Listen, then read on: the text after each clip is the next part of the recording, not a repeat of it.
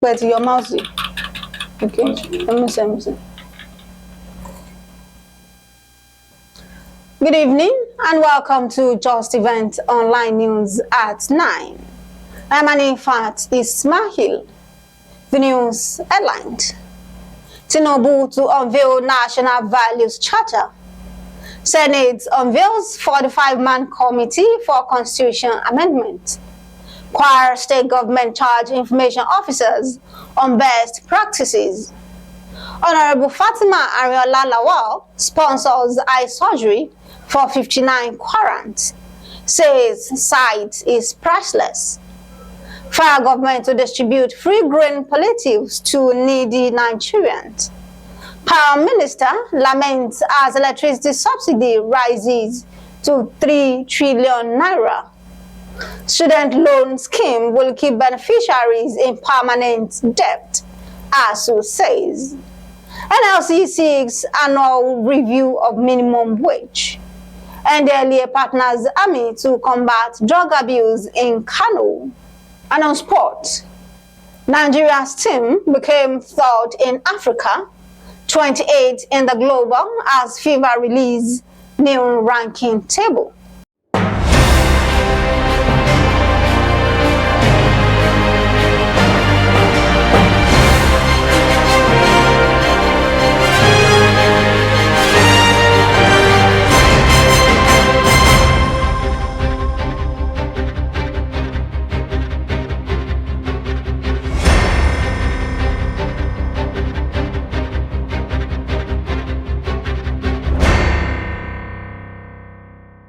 Now the news in details.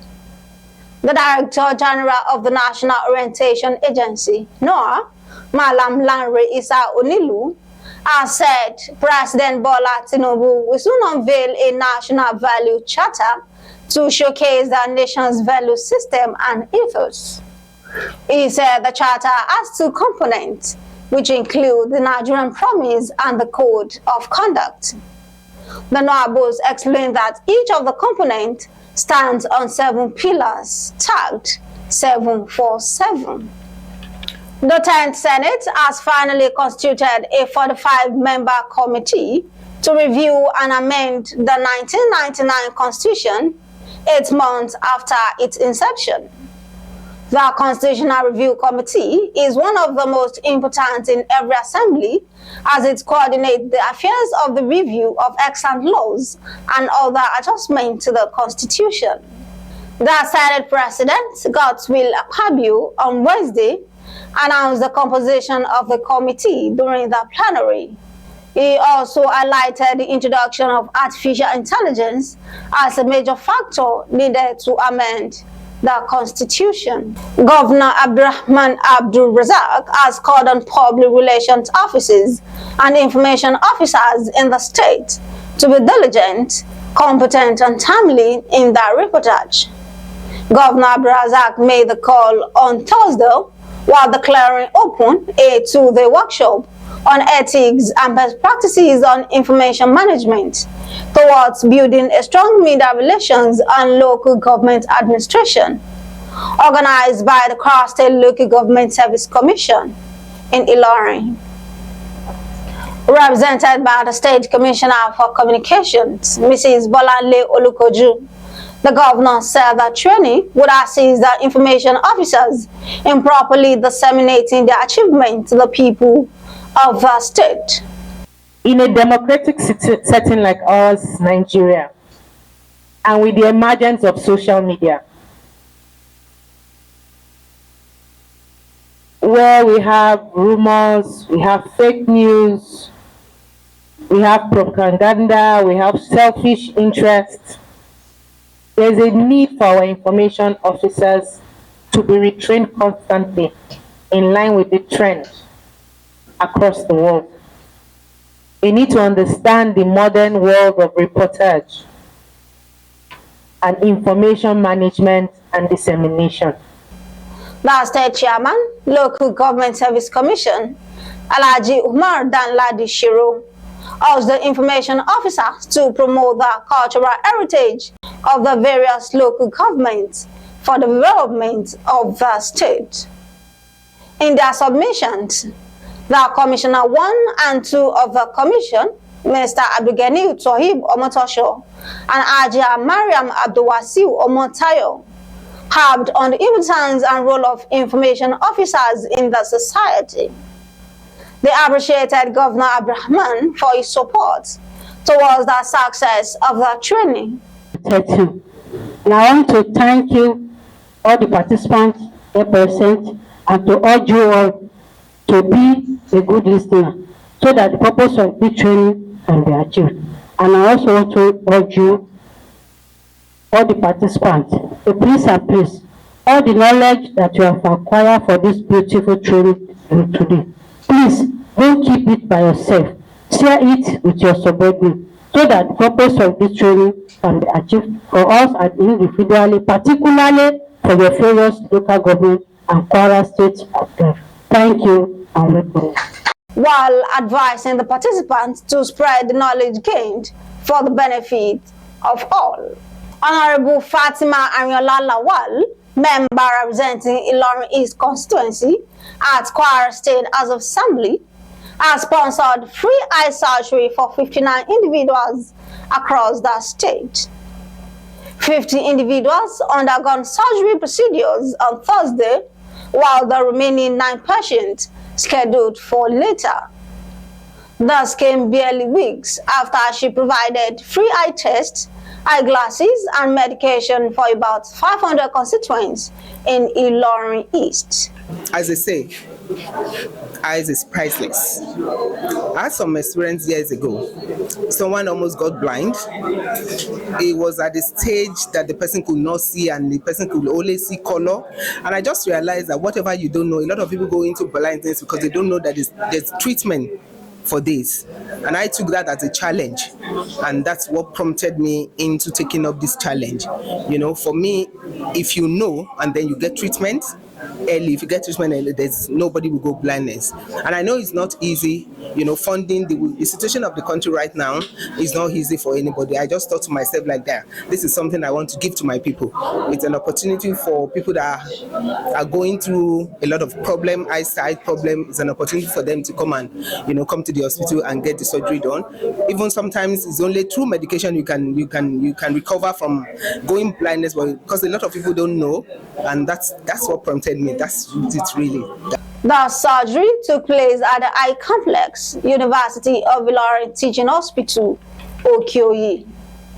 While speaking with Justeventonline TV, Honorable Ariola expressed her commendation for the dedication and resilience of the health workers towards the cause.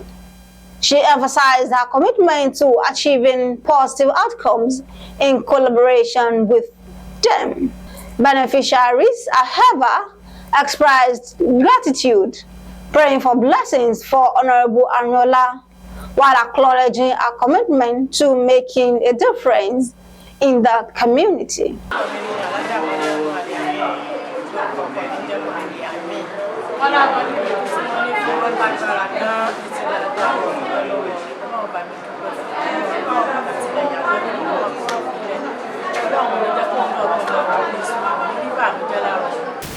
Orúkọ mi ni Túndé Subair láti Marafa Tẹ́pẹ́lẹ́ ward nílọrin East local government. A dúpẹ́ fún Ọlọ́run, a dúpẹ́ fún Honorable Ariola pẹ̀lú akitiyan wọn pẹ̀lú orí ọ̀fẹ́ tí Ọlọ́run ní ká rí gbà lọ́dọ̀ wọn. Ọlọ́run ní fara ní àwọn náà o. Oríire wà nílé olóògbé Ìlọrin. Mo tún dúpẹ́ púpọ̀ fún púpọ̀. Gbogbo ibi tí òdì Ọlọ́run ó jẹ́ ó débẹ̀. Ipò gíga Ọlọ́run ó tò síbẹ̀.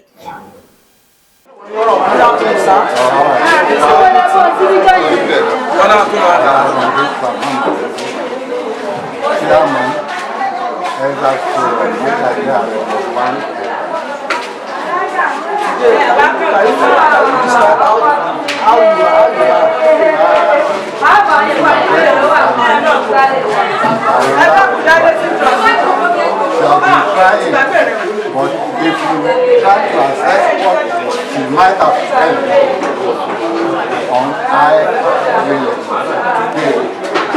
highly surprised, because she must have spent millions of times And apart from our constituency, there are some other constituencies that got hours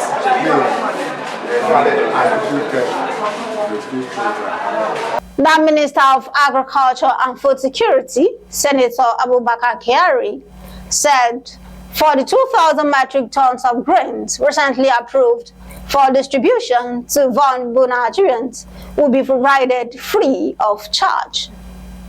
Kyari stated this at the maiden ministerial press briefing series organized by the Federal Ministry of Information and National Orientation on Wednesday. The minister said necessary machinery and measures had also put in place to further ensure that only needy individuals and communities access the food palliatives. The indebtedness of Nigeria's power sector to electricity generating companies and gas producers has risen to about 3.3 trillion naira, says the federal government. Minister of Power Adebayo Adelabu said Nigeria must begin to move towards a cost-effective tariff model, as he revealed that the country was currently indebted to the tune of 1.3 trillion naira to electricity generating companies, while the debt to gas companies was 1.3 billion naira. The Academic Staff Union of Universities, ASUU, has said the proposed education loan scheme will keep students in permanent debt. According to a statement on Thursday after its National Executive Council meeting at the Niger Delta University, Wilberforce Island, Bayelsa State, ASUU insisted that student loan scheme being promoted by international money lending agencies such as the International Monetary Fund and World Bank would serve public universities of funding. The president of the Nigeria Labour Congress, Joe Ajero, has called for an amendment to the national minimum wage law to give room for yearly adjustment of wages. He said doing so will reflect the true value of the currency and inflation rate. Ajero said workers were displeased with the poor implementation of the wage award by the federal government, stressing that nobody was paying the 35,000 naira that was agreed last year. The National Drug Law Enforcement Agency, NDLEA, said it is ready to collaborate with the Nigerian Army in the fight against drug abuse in Kano State. This is according to a statement by the Public Relations Officer of the agency, Sadiq Mohammed, on Thursday. According to NDLEA commander in the state, Abubakar Idris Hamad, said a partnership with the Army will develop a comprehensive strategy towards safeguarding the state from the adverse consequences of substance abuse. The last on the news is sport. Nigeria have moved up to 14 places after reaching the final of the African Cup of Nations. The Super Eagles have also moved from 6th to 3rd position in Africa, according to the latest FIFA World Ranking. The latest FIFA Men's World Rankings, released on February 15, shows that Morocco leads all African men's national football teams, with Senegal, Nigeria, Egypt, and Cote d'Ivoire closely behind.